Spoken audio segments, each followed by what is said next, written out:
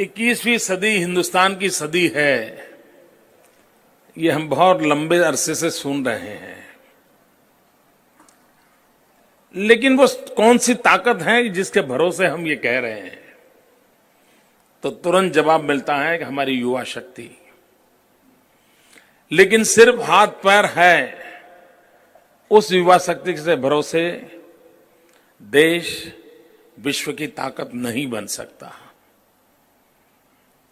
हमारे पास योग्य युवा शक्ति होनी चाहिए, और योग्य युवा शक्ति का आधार होता है उसकी क्षमता, उसकी योग्यता। और उस क्षमता और योग्यता की ओर हमने ध्यान नहीं दिया तो हम विश्व के सबसे युवा देश होते हुए भी न हम विश्व को कुछ कंट्रीब्यूट कर पाएंगे। इतना ही नहीं, हम ही कहीं शायद अपने आप बोझ न बन जाएं। और इसलिए बहुत दीर्घ दृष्टि से हमने स्किल डेवलपमेंट पर फोकस करना चाहिए। और मेरा खुद का अनुभव यह है कि हम स्किल डेवलपमेंट पर थोड़ा सा भी ध्यान दें तो हम बहुत बड़ी मात्रा में एम्प्लॉयमेंट भी जनरेशन कर सकते हैं, सर्विस की क्वालिटी में भी इंप्रूवमेंट कर सकते हैं, और अल्टीमेटली इकोनॉमी जनरेट होने से क्वालिटी ऑफ लाइफ में भी बहुत बड़ा चेंज ला सकते हैं।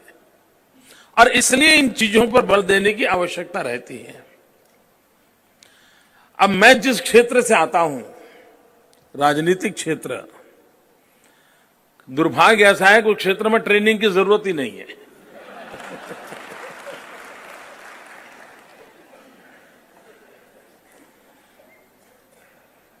और एक कवि सम्मेलन में कवि हमेशा कविता सुनाया करते थे कि एक मंत्री जी ने ड्राइवर से कहा, आज कार मैं चलाऊंगा। तो ड्राइवर ने कहा, सर मैं उतर जाऊंगा, क्योंकि ये कार है, सरकार नहीं जो कोई भी चला ले।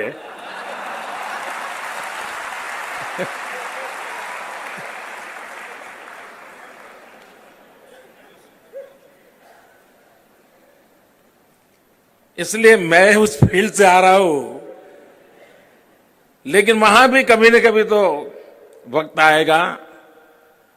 धीरे धीरे से लीडरशिप को लेकर के काफी कुछ बहस वहां भी हो रही है। लेकिन मेरे अनुभव बताओ, मैं जब मुख्यमंत्री के नाते काम करने लगा तो हर बार जब नया मंत्रिपरिषद मेरी बनती है तो मंत्रियों का जो स्टाफ होता है उनका मैं 1 वीक ट्रेनिंग करवाता हूं प्रोफेशनल लोगों से। और उसके कारण प्रोडक्टिविटी में, बिहेवियर में, एटीट्यूड में इतना परिवर्तन आता है कि हर नागरिक को फील होता है यार कुछ बदल सा है। अब उसमें मोटिवेशन लेवल से ज्यादा महत्वपूर्ण था ट्रेनिंग। सिर्फ मोटिवेशन लेवल से काम चल जाता ऐसा होता नहीं है, ट्रेनिंग बहुत बड़ा रोल प्ले करती है। अब हमारे यहां डांग जिला, हमारे ट्राइबल वहां बांबू का काम करते थे, और पहले भी करते थे। कोई मेरे मुख्यमंत्री बनने के बाद करने लगे ऐसा नहीं था, करते थे। लेकिन क्वालिटेटिव चेंज लाना जरूरी था, तो हमने वहां से टीमों को नॉर्थ ईस्ट भेजा, जहां बांबू पर इतना काम होता है। इन लोगों ने वहां ट्रेनिंग ली, सीखा। आज वो इतना बढ़िया गुड्स बनाते हैं। अब जब वो बनाने लगे तो उनको ध्यान में आया कि हमारा बांबू, उसकी क्वालिटी इस काम के लिए अनुकूल नहीं है। यानी जो कल तक जिस बांबू से काम कर रहा था उसकी खुद की ट्रेनिंग इतनी हो गई कि उसको बांबू ही में ही परिवर्तन ढूंढने लगा।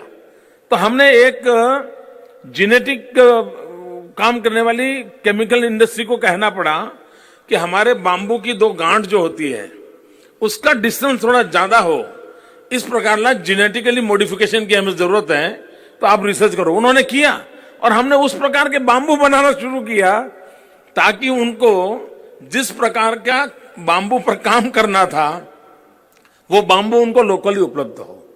यानी अच्छा, अब जब वहां बांबू वहां है, ट्रेनिंग हो चुकी है, वो गुड्स तैयार कर रहा है, तो मार्केट भी मिलने लग गया।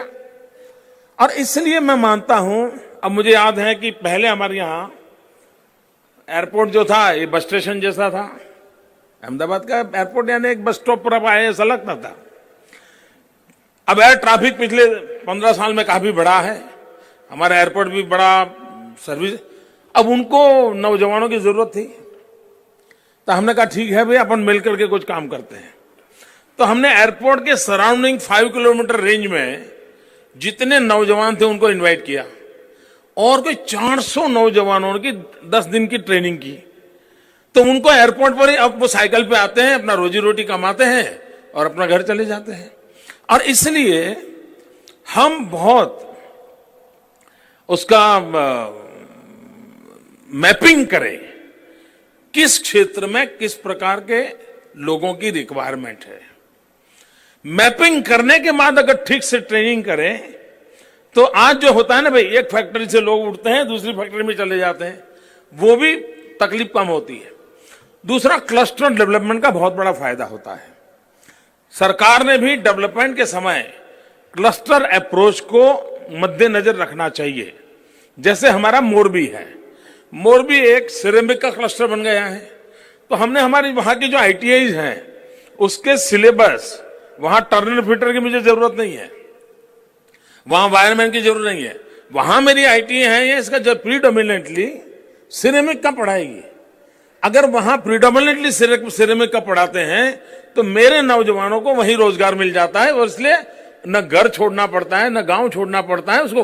और इसलिए हमने 200 स्कूल चालू कर दिए, 200 ITI चालू कर दिए, 50 है, इससे परिणाम नहीं मिलता है। आज जो भारत सरकार ने भी गर्व के साथ रिपोर्ट किया है कि पूरे हिंदुस्तान में नौकरी पाने योग्य युवकों में 4% बेरोजगार है, लेकिन उन्होंने ये भी गर्व से कहा है अकेला गुजरात ऐसा है कि जहां कम से कम बेरोजगार है, कम से कम बेरोजगार है।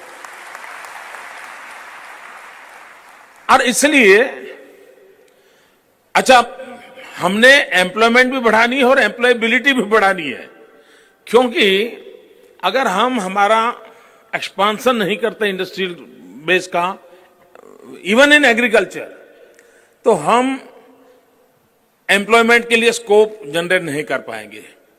एम्प्लॉयमेंट के लिए स्कोप जनरेट किया, लेकिन अगर एम्प्लॉयबिलिटी के लिए व्यक्तियों का विकास नहीं करते हैं, उसकी प्रॉपर ट्रेनिंग नहीं करते हैं, तो इसलिए इन सबका इंटीग्रेटेड अप्रोच होना चाहिए। इन सबका जब इंटीग्रेटेड अप्रोच होता है तो हम इच्छित परिणाम ला सकते हैं। उसी प्रकार से अगर हमें आज दुनिया में चर्चा है, चीन के साथ हमारी स्पर्धा है, चीन से स्पर्धा है, 21वीं सदी हमारी है, तो किन बातों पर बल देने से हम चीन के साथ मुकाबला कर सकते हैं। एक तो मेरा मत है कि हमारा स्कोप बहुत वाइड करना चाहिए। आज अगर हम 200 प्रकार के ट्रेनिंग देते हैं तो वो 2000 प्रकार की ट्रेनिंग कैसे देना शुरू करें, 20,000 प्रकार की ट्रेनिंग कैसे देना शुरू करें। हमारे स्कोप को बहुत वाइड करना चाहिए। दूसरा, हमारा स्केल बढ़ाना पड़ेगा। तीसरा, हमें स्किल्ड बढ़ानी पड़ेगी। और चौथा, हमें स्पीड बढ़ानी पड़ेगी। अगर इन चारों को मिलजुल करके हम काम करते हैं, scope, scale, skill and speed, इन चारों पर अगर हम बल देते हैं, तब जाकर के हम हमारी पूरा युवा शक्ति को इस निर्माण कार्य के अंदर हम जोड़ सकते हैं, और तब जाकर के हम परिवर्तन लाते हैं। अब हमारे यहां होटल मैनेजमेंट के इंस्टीट्यूट्स होते हैं। होटल मैनेजमेंट सरकारें चलाती हैं, लेकिन कभी सरकार को विचार नहीं आता है कि इस होटल मैनेजमेंट इंस्टीट्यूट का हम भी कैसे फायदा उठाएं। हमने एक प्रयोग किया। हमारे जितने गवर्नमेंट गेस्ट हाउस के स्टाफ है, क्लास 4th के जो एम्प्लॉय हैं, उन सबको मैंने सैटरडे संडे गवर्नमेंट की जो हॉस्पिटैलिटी कॉलेज है उसमें पढ़ने के लिए भेजा। और मैंने कहा भाई तुम गवर्नमेंट गेस्ट हाउस में चादर कैसे रखिए, पिलो कैसे रखे, चाय कैसे देनी, तुम सीख के आओ ना। उसको नौकरी कैसे मिली? कोई पहचानदार किसी ने कह दिया भाई जरा बच्चा है रख देना, तो रख लिया। किसी ने ट्रेनिंग नहीं की। अब ये पूरे देश में स्थिति है। लेकिन अगर हमारे दृष्टिकोण में ट्रेनिंग है तो हम अब मेरा 2 फायदा हो गया कि सैटरडे संडे मेरी जो गवर्नमेंट कॉलेज है उसका भी उपयोग होने लग गया। इन नौजवान 2 दिन जाकर के आते हैं, बहुत विश्वास, उनका कॉन्फिडेंस लेवल इतना बढ़ जाता है, वो अपना सीखने लगते हैं। अब हमारे यहाँ गुजरात में एक समस्या रहती है, क्योंकि हमारे यहाँ मगन भाई 5वां, मगन भाई 8वां एक बहुत बड़ी चर्चा थी। 2 लीडर थे, तो 5वें से अंग्रेजी या 8वीं से अंग्रेजी, वही झगड़ा चला हमारे यहाँ कई वर्षों तक। और उसके कारण बाय एंड लार्ज हम गुजराती भाषी गुजराती में ही बातचीत करते हैं, तो अंग्रेजी भाषा का हमारा अब धीरे धीरे समय बदल गया। तो हमने एक बहुत बड़ी मात्रा में गुजरात में मूवमेंट चलाया, स्कोप, और उसके अंदर हम अंग्रेजी उसको सॉफ्ट स्किल सिखाने के लिए कोशिश किया। हमारा अनुभव यह आया कि 40, 45, 50 साल की गृहिणी भी ये अंग्रेजी का स्कोप सीखने गई। तो मेरे लिए सरप्राइज था, मैंने कहा भाई ये झूठी बातें हो सकती है, ये फिगर बढ़ा रहे हो और पेमेंट लेने के लिए कुछ खर्च चल रहा है, क्योंकि कोई कारण नहीं, कोई 40, 45, 45 में। तो मैंने थोड़ी जांच करवाई, बड़ा सरप्राइजिंग मुझे आंसर मिला। उन माताओं ने कहा कि हमारे बच्चे मीडियम इंग्लिश में पढ़ रहे हैं और घर आकर के हमारे और उनके बीच में कम्युनिकेशन में गड़बड़ होता है, तो हमें जरूरी लगा कि हम भी थोड़ा बहुत बच्चों को खुश करने के वाली 2, 4, 10 बातें सीख लें, और इसलिए हम हाउसवाइफ हैं लेकिन सीखना शुरू किया। कहने का तात्पर्य है कि अगर हम सुविधाएं उपलब्ध कराएं तो सामान्य मानवी को भी सीखने की इच्छा होती है, वो अपने आप में परिवर्तन लाने के लिए उत्सुक होता है। और इसलिए हमारे ट्रेनिंग इंस्टीट्यूशंस का नेटवर्क को अब जैसे, अच्छा कुछ ऐसा जरूरी नहीं है कि सब प्राइमरी ट्रेनिंग हो गई तो काम हो गया, ऊपर जरूरत नहीं, ऐसा नहीं है। आप देखिए अस्पताल में हम देखें तो एक अस्पताल के अंदर more than 600 type paramedical activity होती है, मोर देन 600 टाइप। अब आज क्या होता है, एक आदमी आता है 5-7 दिन साथ रह करके वो सीखता है इस मशीन को ऐसे उठाना, ऐसे रखना, फिर वो डॉक्टर को देना, लेकिन उसकी प्रोफेशनल ट्रेनिंग नहीं होती है। आज कितना स्कोप है, सिर्फ हॉस्पिटल इंडस्ट्री हम देख लें, यानी हॉस्पिटल सर्विसेज के देख लें, मैं मानता हूं thousands of training courses are required. हमने एक बार, क्योंकि मैं काफी रुचि लेता हूं इस विषय में, क्योंकि मैं मानता हूं कि इसमें से बदलाव इसी से आना है, तो मैंने एक दिन हमारे अफसरों की मीटिंग की, तो वो कोई सोच रहे थे 50 कोर्स नए करेंगे, 70 कोर्स नए करेंगे। मैंने कहा ऐसा नहीं भाई, एक काम करो, जन्म से मृत्यु तक हर व्यक्ति को कितने प्रकार की सेवाओं की जरूरत पड़ती है, सूची बनाओ, जन्म से मृत्यु तक। तो उन्होंने मोटी सूची बनाई, ऐसे ही करीब 976 उन्होंने निकाले कि इतने प्रकार की, उसको झूला चाहिए, उसको खिलौना चाहिए, उसको गुलदस्ता चाहिए, उसको किताब चाहिए, उसको टेबल कुर्सी चाहिए, उसको सोने के लिए खटिया चाहिए, करीब 976 प्रकार की चीजों की जन्म से मृत्यु तक में मनुष्य को अनिवार्यपणे जरूरत होती है। अब ये तो उन्होंने सरसरी नजर से बनाया था, कोई अगर बैठेगा तो 9000 भी निकाल सकता है। मैंने कहा इसका मतलब ये हुआ कि 976 सर्विस प्रोवाइडर चाहिए, इसका मतलब हुआ कि उनकी ट्रेनिंग चाहिए। अब मान लीजिए गुलदस्ते की जरूरत है, गुलदस्ता बनाने की ट्रेनिंग होनी चाहिए ना, क्यों वो पिता के पास बेटा सीखा, बेटे के साथ उसका बेटा सीखा, तो क्वालिटेटिव चेंज नहीं आता है।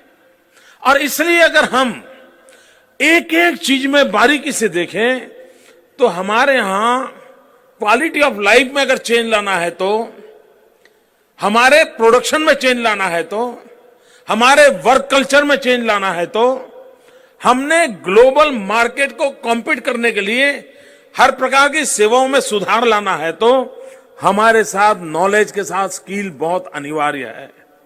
और जहां स्किल को डेवलपमेंट में बल दिया जाएगा, हम बहुत, अभी हमने हमारे यहाँ बाइसेक है, यहाँ नजदीक में गांधीनगर में इंस्टीट्यूट है, कभी आप लोगों को रुचि हो तो देखने जैसा है।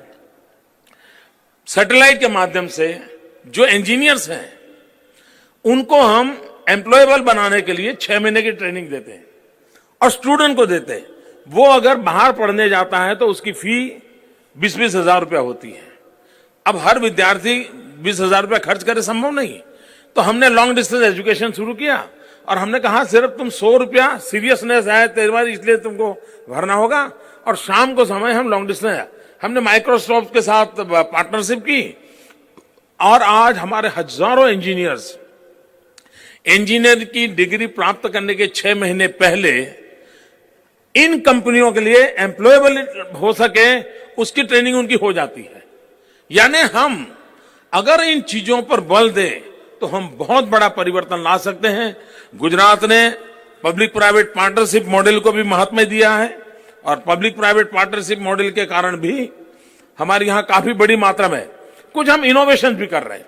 जैसे हमारे यहां परंपरागत रूप से मांडवी, कच्छ मांडवी, ये जहाज बनाने का उद्यम करता था आज से 100 साल पहले, 200 साल पहले, और बड़े जहाज बनाना काम वो करते थे लकड़ी के। अब धीरे धीरे धीरे धीरे धीरे कुछ ही परिवार बच गए, तो हमने वहां स्पेशल आईटीआई शुरू किया।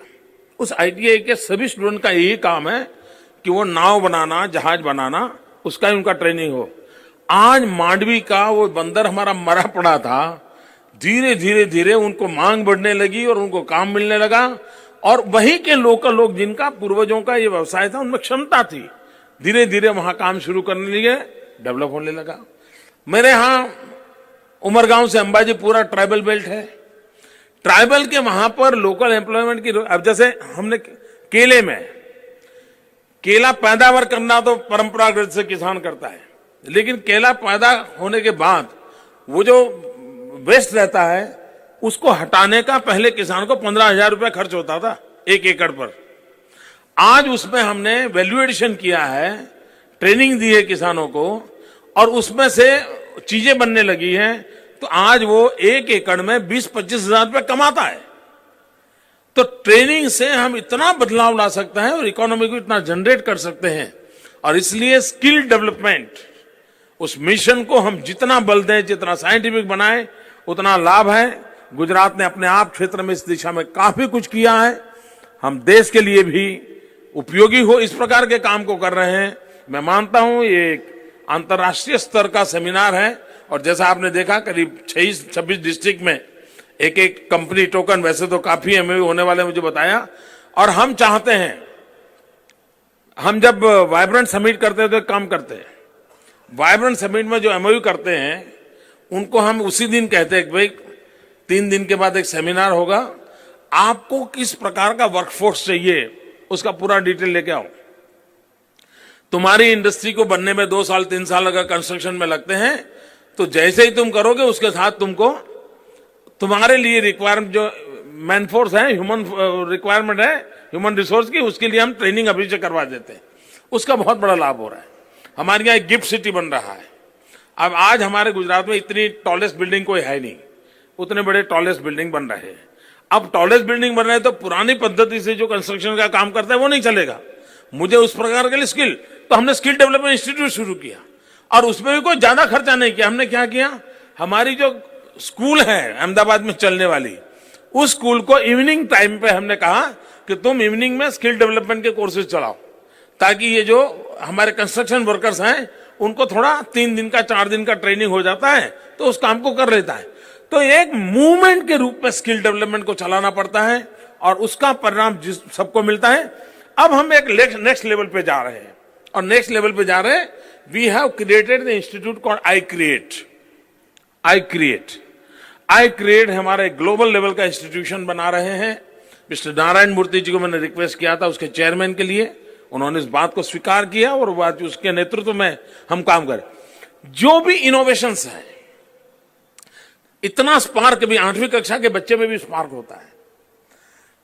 जिनके पास ऐसे इनोवेशन के स्कोप है उनके लिए आई क्रिएट एक जगह है जहां आप वो आए, हम उसको पूरा इंफ्रास्ट्रक्चर देंगे, उसको रहने खाने की व्यवस्था देंगे, और वो जो भी उसके आइडियाज हैं उस आइडियाज को धरती पर उतारें, और कॉमर्शियल मॉडल कैसे तैयार हो उसके लिए उसको जो भी नो हाउ की जरूरत है वो मिले, उसको फाइनेंशियल हेल्प मिले, वहां तक का काम करने वाली एक आई क्रिएट संस्था, वर्ल्ड क्लास इंस्टीट्यूशन हमारी अंडर प्रोसेस है। मिस्टर नारायण मूर्ति के नेतृत्व में काम चल रहा है, उसका भवन अभी बन रहा है। लेकिन अभी से हमने लोगों का कांटेक्ट करना शुरू किया है, फैकल्टीज का है, स्टूडेंट्स का है, और उसकी एक वेबसाइट भी है, उसमें से काफी अच्छी मात्रा में नौजवान आगे आ रहे हैं और ग्लोबली शायद उसमें नौजवान मिलेंगे। कहने का तात्पर्य है कि हर लेवल पे स्किल डेवलपमेंट के काम को बल देते हुए हम आगे बढ़ना चाहते हैं, क्लस्टर अप्रोच के साथ चाहते हैं, स्कोप भी बढ़ाना चाहते हैं, स्किल भी बढ़ाना चाहते हैं, स्पीड भी बढ़ाना चाहते हैं और स्केल भी बढ़ाना चाहते हैं, और हम और अधिक कैसे कर सकें उस दिशा में हम प्रयास कर रहे हैं। मुझे विश्वास है कि आज के इस दिवस भर का समारोह हमारे नौजवानों के लिए एक नई आशा का किरण बनेगा। हमारा नौजवान बेरोजगार रहे, ये सबसे बड़ा देश का नुकसान है। उसकी शक्ति राष्ट्र के निर्माण में काम आए, उस दिशा में एग्रीकल्चर सेक्टर में भी परंपरागत एग्रीकल्चर से बदलाव कर करके ट्रेन मैन पावर का लगाया तो बहुत वेस्टेज बच सकता है। हमारा अनुभव है पानी बचाने में ट्रेन मैन पावर का हमें बहुत बड़ा बल मिला है, और इसलिए उन चीजों की ओर हम ध्यान देंगे, बहुत बड़ा लाभ होगा। मेरी इस समारोह को, इस सेमिनार को बहुत बहुत शुभकामनाएं।